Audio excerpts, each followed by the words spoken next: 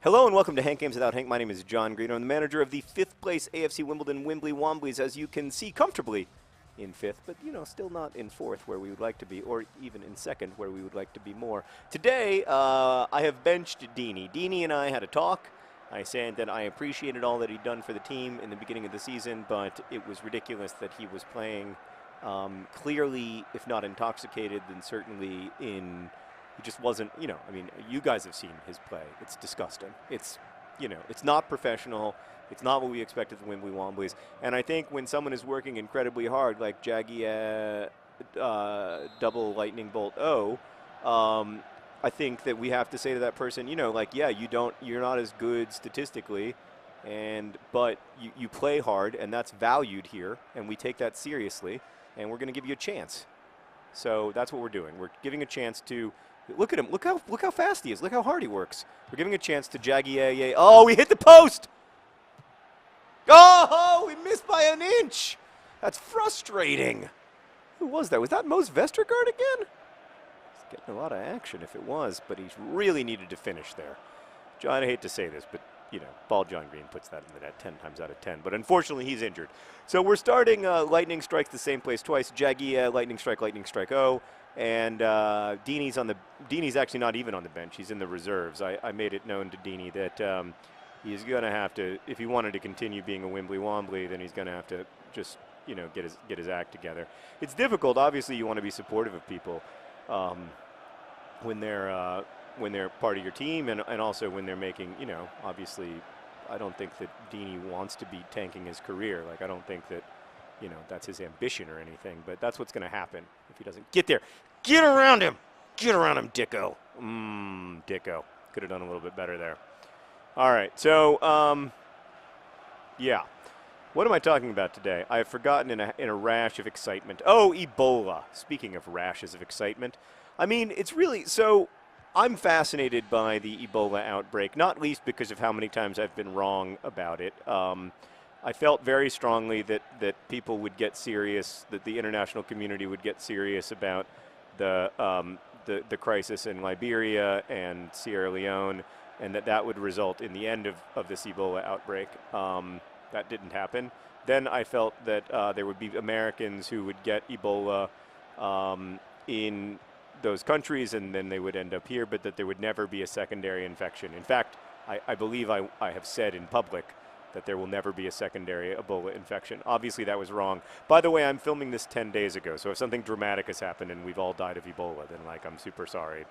I mean, not least because I wanted to live a long and happy life. But yeah, I don't know. I could easily be wrong again, so bear that in mind. What a great ball. What a great ball. Finish. Oh, you hit the post again. That was Frankenstein off the post. He almost did the mash. He almost did the monster mash. Oh, it's frustrating. But you got to say, we're playing our tails off right now with Jaggy Lightning Strike O. Oh, my goodness. How are these not going into the goal? This is getting ridiculous. Oh, so here's my basic feeling about Ebola. We can no longer, and I may say this in a Vlog Brothers video soon, so some of this may be repetitive, but we can no longer live in a world where we imagine health as anything but global. That is now clear to me, and not just that it's a global health crisis, but we also can't think of health separate from the economy. And we can't think of communicable diseases separately from non-communicable ones. Because, we're in this crazy, crazy situation now with Ebola. Get there! Get there! Yes! Yes! It's Jaggy Lightning Strike! Oh, Lightning strikes the same place twice! What a great finish. I told you, Meredith, see, that's the kind of hustle that Dini doesn't have. Dini can't bring that to the game, and so he's a much better player, but with that lack of work rate, he's less useful to our club. Because look, and that was him again. It's still Lightning Strike O, just going at it. Look at him. He won't give up. Oh, no. Oh, no. He was offside. Of course he was offside. The cheaters. So, boy, not by much. So, right, we cannot think, for instance, we have thought of Ebola as a communicable disease, which it is, right? But it also has had profound effects on the economy, which has an effect on health. There may be, because of decreased agricultural production and other factors, we may see famine in West African countries, not just this year, but next year or the year after. There are all these stories, way too many stories, that was like, Ebola is going to affect America's supply of chocolate. And I was like, that seems like maybe not the biggest problem associated with Ebola, but it is true. It will affect our supply of chocolate. Because a lot of our chocolate comes from West Africa, and also that like we like to think of these diseases that predominate in the developing world as being diseases that we can't get, and it's really interesting to see the sort of level of panic in the U.S. And then, of course, the level of panic in West Africa is exponentially worse, and there. Some of the panic, not all of it, but some of it is warranted. I think people need to, it's very difficult to react rationally to something that's scary and novel, like Ebola, but it is not in the, it is not in the Western world anything like the threat that texting while driving is, or the threat that guns are. Thousands more people are going to die from gunshot wounds over the next 10 years than are, I think, I might be wrong, than are going to die of Ebola. While there have been secondary infections, and that is very surprising to me, and I clearly didn't understand the situation when I was making bold prognostications, which is a good lesson for me. But this is not going to be something that gets out of control in the U.S., I don't think, because infection control here is just too good. It is really, really a different scale than what we see in Liberia and Sierra Leone and Guinea. And even there, the infection rate is way, way too high. It's terrifyingly high. It's like 2 people get Ebola for every 1 person who gets it. So that means that, the numbers slowly double, but it's not like 3 or 5 or something, or even 2.5, and it seems to be going down. Again, that is subject to change, but it seems to be headed more toward 1.5, and then eventually, hopefully, to 1, which is when people will stop getting the outbreak will stop growing. It's scary. But also it's devastating to it looks like the African Cup of Nations might be canceled, for instance. Now that's a tiny thing, but it's a big economic event and in Africa, and it's a big it's a big sporting event where all the African nations come together and have this big sort of World Cup of Africa and the Euros or whatever. And to have that canceled is a big deal. And I think if it ends up getting canceled because oh no. Are you kidding me? All right, Seb Brown, make your paycheck. D. Michelis, hold that hideous horsehair of yours. Oh, he did kick him a little bit from behind. I guess that's against the rules. All right. Big money. No. Come on, you can do it. You saved 2 penalties against Luton Town. Oh, he was late to the ball. He went the right way, but he was late. Stanislas. Oh, boy. Lightning strike, lightning strike. Oh, I need you now more than ever. The 2 times that we hit the post looming large in our memories at this point. Lightning strike, oh. Lightning strike, lightning strike, oh. Lightning strike, oh. Are you kidding me? What a run! Oh, then he fell apart at the end. He couldn't get the cross in. That was disappointing. But, he's not the most talented player. He is the most committed, though. I love his commitment. I'd rather have that. I really would. That's what I was saying to Yabamba the other day in practice.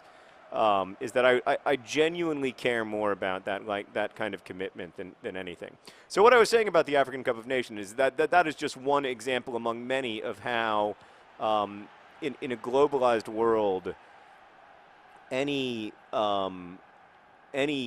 health crisis that's regional immediately becomes a world health crisis and a world economic crisis, because it just shrinks and shrinks and shrinks the size of the economy. All of this economic activity that would be happening suddenly isn't happening because people are afraid to travel, they're afraid to move, they're afraid to, you know, import goods from other countries and all of that stuff. That's how our economy works. Like that's how things have grown so much in the last 50 years. And it is really scary to me to think of like a life beyond that or without that. Look at Callum Kennedy. Look at Callum Kennedy go. It's not a bad cross, but there's nobody there. The Wimbly Wombly story. All right, focus, calm, pass. Yeah, no, kind of. Focus, calm, shoot. Focus, calm, shoot. Nope. And then the last thing that I wanted to say is that like we think of these things as communicable health crises, and they are. Like obviously Ebola itself is a huge health problem, but in the end more people might die from the non-communicable or you know not non-novel at least diseases because of the Ebola crisis than die of Ebola itself. So like, why did you not run to the ball? Excuse what? Is it lazy day? It's infuriating. Oh, it's because he's a little tired. Just a little bit. Mose Vestergaard's a smidge tired. Bringing on Cass. Nope, bringing on Falksgaard. All right, then we're going to bring on John Green, give him a chance, give him a dream. Wait, do we have one more? Could we bring on an out-of-place Yabamba? Or even Kaz. Let's bring on Kaz. Let Kaz make a dream come true. Or, nope, Yabamba. I agree, Meredith. It should be Yabamba. You're right. All right, so we've got like 3 seconds left here in the game. We're going to try to make 3 substitutions all at once and see if we can win. But yeah, the point I was making, that like, so because Ebola has devastated health workers, because it's made health workers afraid to go to work, because it's made people afraid to go to clinics and hospitals, more people are going to die of diarrheal illnesses, more people are going to die of pneumonia, more people are going to die of malaria. And so we can't see communicable health crises as separate from other health crises, because they affect anything that affects the healthcare system affects every, you know, it makes every disease that much worse. And that is really, that is also really, really scary to me. Yabamba. Yabamba! Yabamba! Ugh, don't give up. That's right, take a swing at him. I love it. I love your courage. Get up and run. Pass it out of bounds. Yes. Go get that ball. We're moving into super attacking mode now. Yabamba. Yep. Yep. Yep. Get him. Oh. Thought I had the corner on him. Oh, we tied. I hate tying. Don't celebrate ties. They're like losses. Stanislas' stupid penalty, thanks to Di Michelis' unbelievably stupid kick in the heels, leads to a 1-1 draw against Burnley, and the Wimbly Womblys remain precariously in the playoff positions, well out of the automatic promotion positions. Nervous times for the Wimbly Womblys. Thank you for watching. Best wishes.